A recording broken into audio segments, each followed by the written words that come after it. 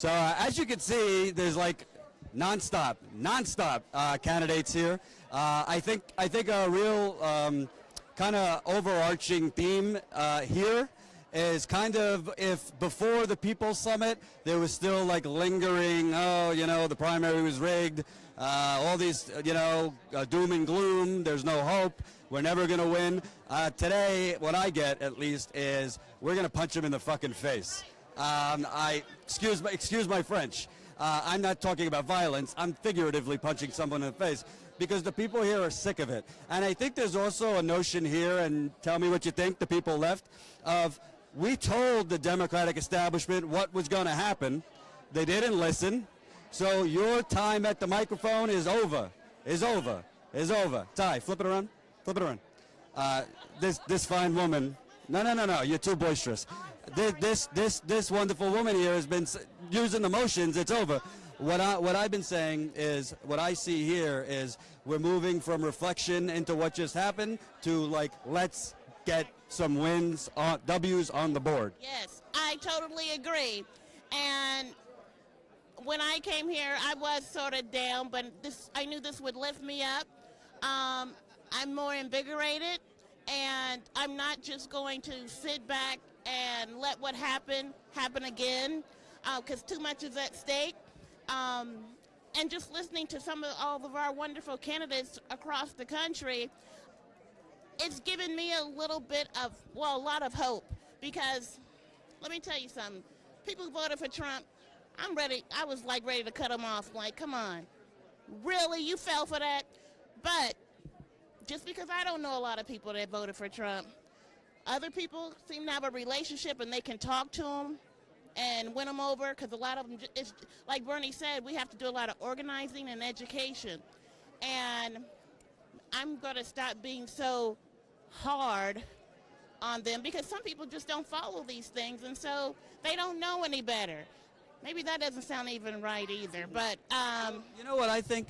Listen, I went to like 30 Donald Trump rallies. I'm in therapy. It's a thing. But let me tell you, there are a lot of racist people who like Donald Trump, but there are also a lot of people who voted for Donald Trump that are hurting. yes. Just like voters of Bernie Sanders. I met a man in Pennsylvania the week before the election at a Donald Trump rally who was crying to me because his factory just laid off people and he thought he was next. That's not so different from the people here tonight. Now, a lot of them are straight out of, you know, your racist Republican uncle's basement. But a lot of them simply are hurting and kind of fell for a fake populist. So I think when you're talking about the Trump voters, the Trump supporters, whatever, let me tell you, I met a lot of Trump voters that if not Trump, right away they said Bernie Sanders. Yeah. So I think we got more in common. Now, Trump's a lunatic. I don't cover him that much because I don't think I have much to add. Everybody's covering him till they're blue in the face. I'd rather cover Flint and East Chicago and Standing Rock and all the things they're ignoring. But I guess where I'm going with that is this whole resistance against Trump. I think the theme here is beyond resistance. How do we, as a progressive movement, focus on the issues, the actual issues, when the corporate Democratic establishment is literally ranting and raving all day about Russia, about Donald Trump's tweets? Let them do what they're going to do. We can't control them. We tried to tell them this is the way, but they didn't listen. Well, we just have to ignore them and move past them, all right? Because we're going to take over the party. We're going to save America, and they will either fall in line or get out of the way. Excuse me. This woman just said we're going to take over the party, and if they don't fall in line with what we want, then to hell with them. I didn't say to hell with them. Okay, yes. Yeah.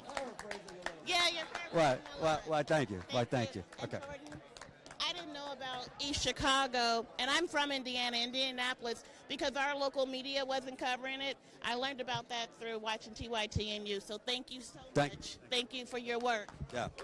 So, here. So, speaking of East Chicago, these things, Abe Delgado. So I was in Flint recently at a town hall a couple months ago. Basically in America now, if you get lead poison, then if you complain about it, you're going to fucking jail. So you were one of 6 residents who went to jail that night.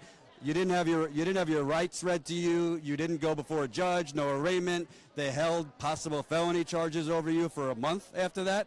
And when you hear Bernie talk, you know, I see these stories. Oh, 93% of Flint homes are now under the allowable limit for lead. That is nonsense. That is not factual. That is not true. But when you hear Bernie talk, the problem in Flint and places like Flint's not just the water. It's been a 30-year demolition of the middle class.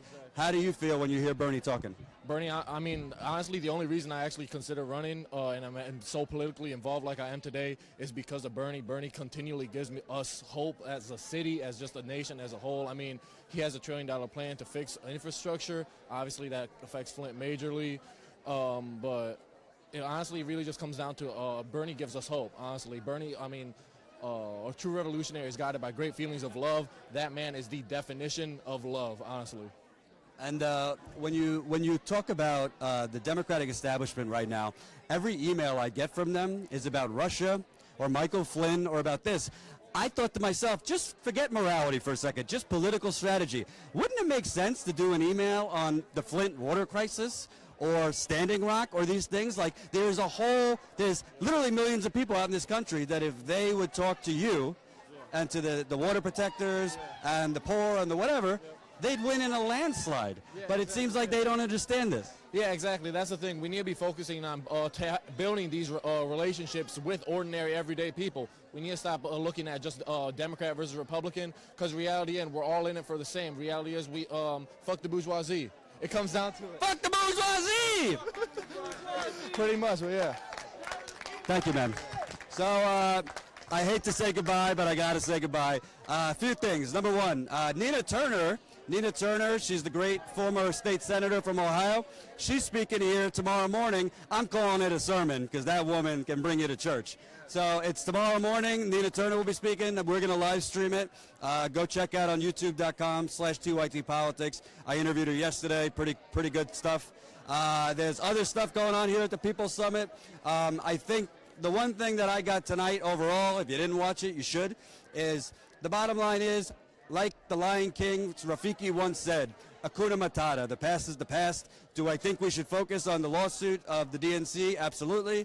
But at the end of the day, I think everybody here is starting to realize, like, we could fixate and still be pissed off about what happened, but that's not going to get W's on the board.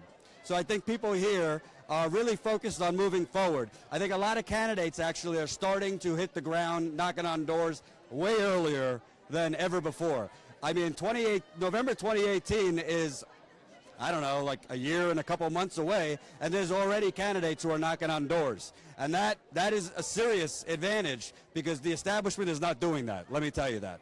So I think overall, there's a lot of hope in the air, there's a lot of energy, there's a lot of momentum. Behind the scenes, there's some drinking going on this weekend. I had 2 hours of sleep. By the way, why does Chicago close its bars at 2 in the morning? It's absurd. Anyway, stick with TYT Politics. I'll be on Facebook, YouTube tomorrow. Thank you to Ty, and thank you to everybody watching. So have a good night.